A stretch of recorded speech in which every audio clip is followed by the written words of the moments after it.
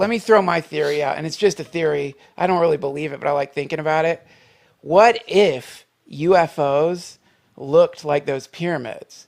And fucking UFOs landed for a little while and gave them all their advanced technology and gave them all the crazy shit and then flew off.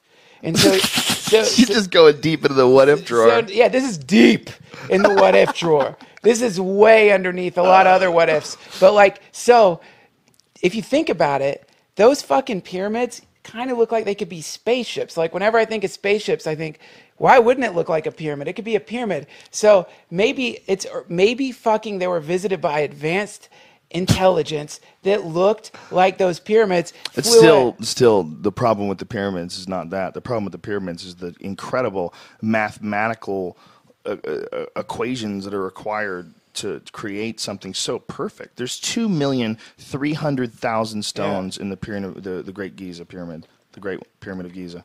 Think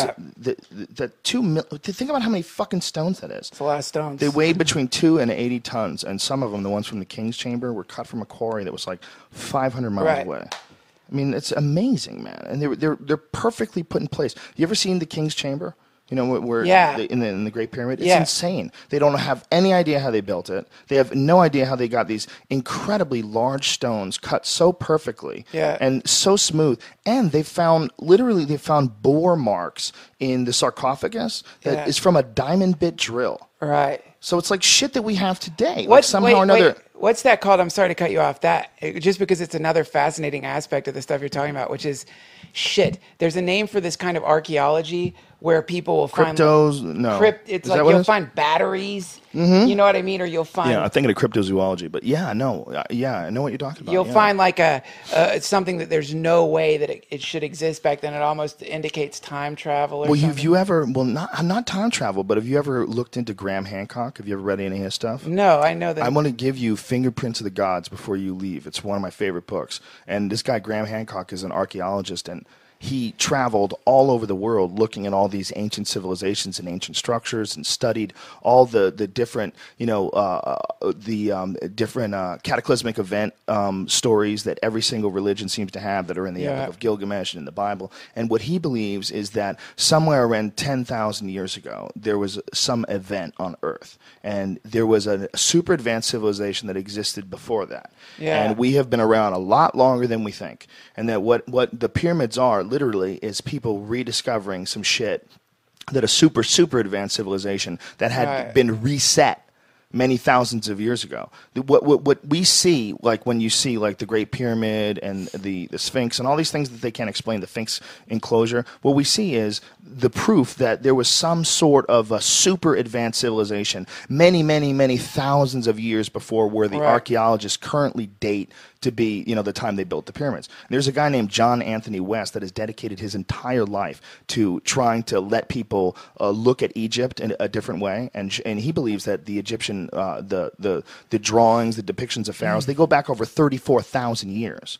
But for whatever reason, conventional Egyptologists are unwilling to look at that kind of evidence. They don't want to look at anything that makes it seem like everything is all fucked up and there was some sort of an event that hasn't been documented, and the people that we think of as Egyptians maybe never even built this in the first place. They might have been like the people that moved into all this shit, and it's like this conversation we're having about the pyramid. Yeah, the Egyptians were having it too. I'm sure. Like, what the fuck is that? Right. Where did this shit come from? That? Exactly. People have been saying that for a long time. Exactly. We found it like secondhand. They found it first, and well, this guy Graham Hancock has traveled all over the world, taking all this footage of these incredible structures that people have made that map out the cosmos, that match constellations, and all these different societies. Yeah, like Machu Picchu, that fucking thing. Like how the fuck they don't even know how anybody got anything up there. Yeah. They're like, these guys got these giant fucking stones up there where there's no air, and they built these incredible structures many, many, many thousands of years ago. Like they have no idea when, and they think that it might have even even been at a time where water was up there.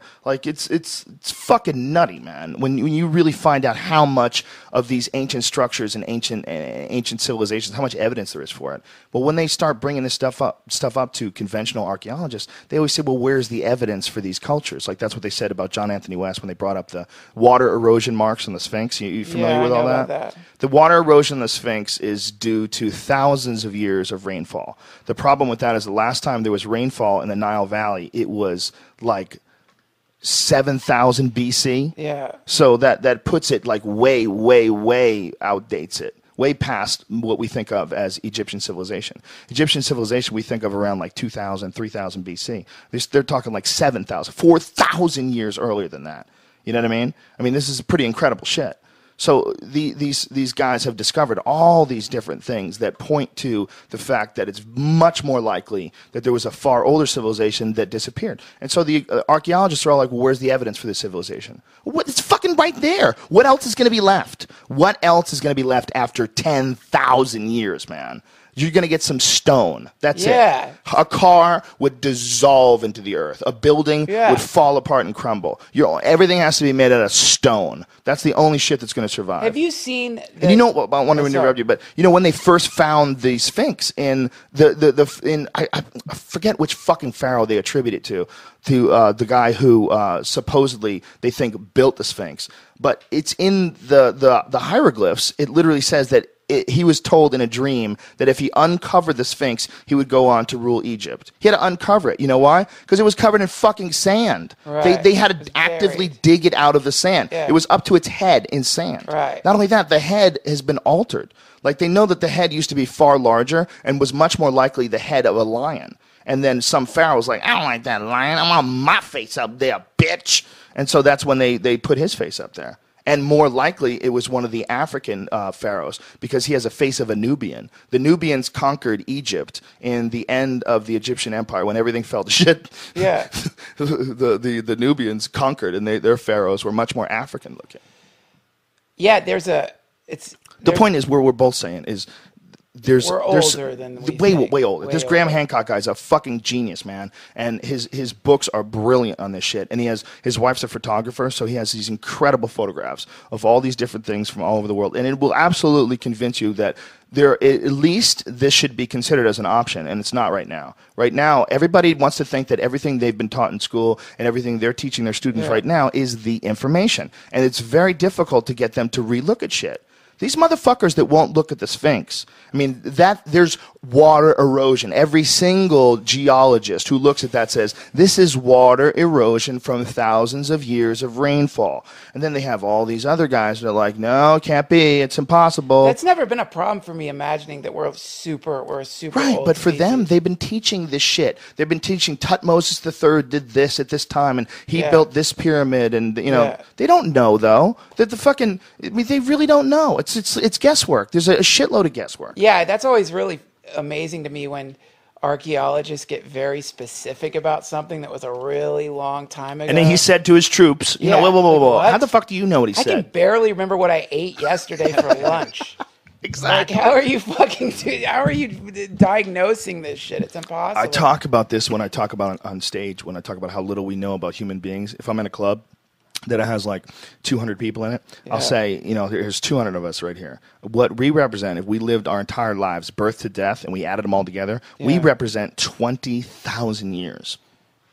Just us. Right. Just the lives of 200 people. If you add them all together, birth to death, that's 20 fucking thousand years. Yeah. That's way more than we know about human history. Way, way, way more. Yeah. According to like conventional teaching or conventional thought, like 20,000 years ago, we were basically cavemen, right?